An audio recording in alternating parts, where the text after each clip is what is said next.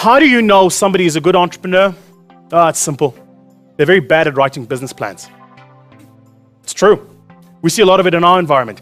If somebody has an MBA, odds are they're going to suck at entrepreneurship. If they can write a really well-written business plan, odds are they're going to be really poor at this entrepreneurship thing.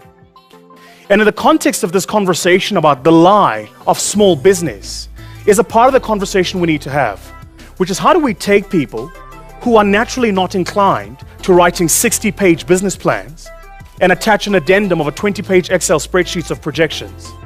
And by the way, 8 years in finance as a venture capitalist, I have never seen an Excel spreadsheet that says the business won't make money. The business always makes money. The revenue line is always up, costs are always down, and profit is a perpetual quest of cream and water. People who are good at writing the document are usually very bad in the real world at making the adaptations that they need to make. So we need to create a culture that says start. Start badly. Start scrappy. Make mistakes. Fail. Start again. But whatever you do, just start.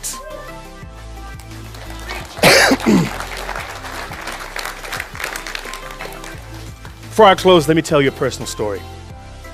So the year is 2004. I've just been kicked out of Wits University for something called financial exclusion. It's like apartheid, but for money. It basically means you don't have enough money to pay your fees. So I go, what am I going to do? And I go, well, I've got this thing called public speaking. It's a gift. I've won the world championship. Maybe I could do that, right? So I start a public speaking business. I get a small little office. It's a nice little office. I've got a secretary. And here's the thing. My business plan said I was going to make money from month 1. The financial model says month 3, I was cash flow positive. 6 months in, I haven't received a single booking. Not a cent in my bank account. I've used up all the little savings I had up to that point. My secretary then says, listen, I'm willing to come to work for another month, but after that, if you can't pay me, I really can't come here anymore. The bank's chasing me because I haven't paid off my car.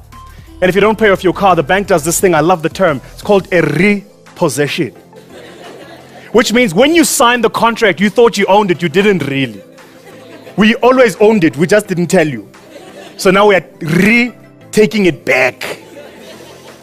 And so the bank rang me up and said, listen, if you don't start paying for your car, we need to take it back. So I absconded. I left my home and I went to live in my office.